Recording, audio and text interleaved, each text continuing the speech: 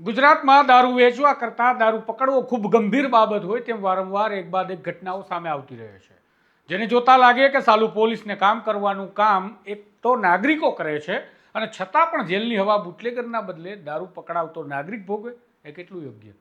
ક્યારેક બુટલેગરનો પર્દાફાશ કરવા જતા પત્રકાર પર કેસ થઈ જાય તો ક્યારેક દારૂની જનતા રેડ કરતા નેતાઓ પર કેસ થઈ જાય. આ શું સામાન્ય બાબત છે કે ગેરકાનૂની કામને અટકાવવા અને બંધ કરાવવા જતા લોકોને જેલ ભેગા કરવા લાગે? એ પણ એવી સ્થિતિમાં જ્યારે સરકાર વિધાનસભામાં કહે છે કે રાજ્યમાં 42 કરોડ રૂપિયાનો દારૂ બિયર પડોશી રાજ્યોની સરહદેથી પકડાયો છે.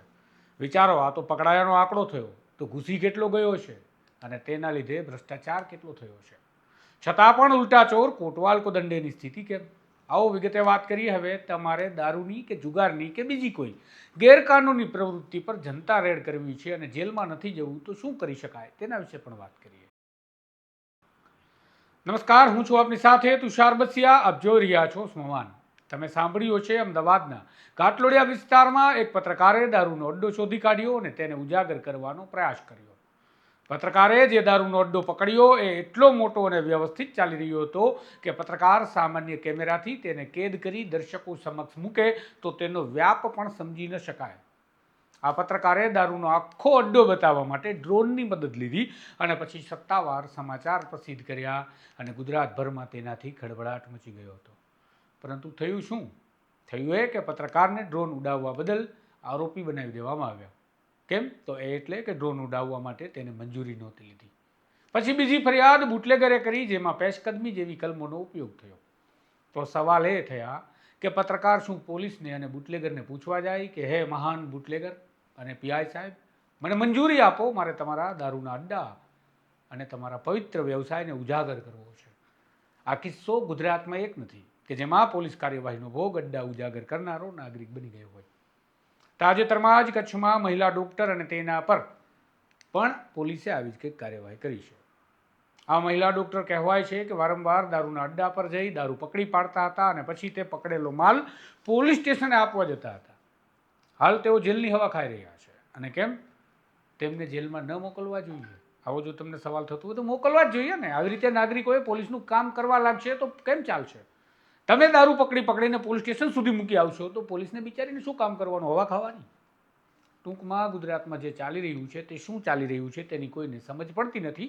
અને સમજ એટલી જ પડે છે કે જે કંઈ થઈ રહ્યું છે તે ન થવું જોઈએ તેવું થઈ રહ્યું છે.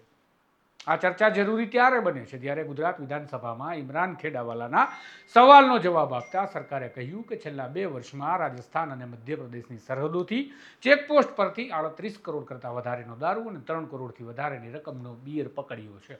ટૂંકમાં 40 કરોડ કરતાં વધારે રૂપિયાનો દારૂ બિયરનો જથ્થો ગુજરાતમાં આવતા સરહદ પરથી પકડાયો છે. સરકારનું કહેવું છે કે અમે 1018 આરોપી પકડ્યા અને 141 આ મામલે આરોપી પકડવાના બાકી છે. માધ્યમો લખે છે કે ગુજરાતમાં 1500 કરોડની નુકસાની જાય છે દારૂબંધીના કારણે. તો હવે વિચારો કે ભ્રષ્ટાચારની રકમ કેટલી થતી હશે જે ભ્રષ્ટ અધિકારીઓના ગજવામાં જતી હશે. કદાચ હિસાબ માંડીએ તો 4-5 જિલ્લાના બજેટ કરતાં પણ વધારે રકમ આ બાબુઓ ખાઈ જતા હોય તેવું ખુલી શકે. પણ કોણ કરે તપાસ અને હિસાબ? એ જ તો સવાલ છે કે હિસાબ કરનારા અંદર જાય છે અને હિસાબ ખાઈ જનારા તાગડધીના કરે છે. પરંતુ જો તમે પણ આ પ્રકારે કોઈ કાર્યવાહી કરવા જઈ રહ્યા છો તો તમે તમારા નજીકના પોલીસ સ્ટેશનમાં જાઓ, ત્યાં એમને કહો કે સાહેબ, અહીંયા પવિત્ર દારૂનો વ્યવસાય ચાલે છે, જ્યાં ધૂપ દીવા કરી અને અમારે તેને ઉજાગર કરવો છે, મહેરબાની કરી અને એક મંજૂરી આપો, સાથે કેમેરા માટેની મંજૂરી આપો, પછી લીગલ નોટિસ આપો એ બુટલેગરને કે સાહેબ, તમારા ઘરમાં જે પવિત્ર વેપાર ચાલે છે કે તમારા અડ્ડા ચાલે છે એ અડ્ડા પર અમારે દરોડો કરવો છે અને તમારા પવિત્ર ધંધાને ગુજરાત સમક્ષ અમારે રાખવો છે, તો મંજૂરી આપો. બંનેના કન્સર્ન લઈ અને પછી તમે રેડ કરજો, જેથી તમારે જેલમાં ન જવું પડે. તમારું શું માનવું છે? કમેન્ટ બોક્સમાં જરૂરથી જણાવશો. નમસ્કાર.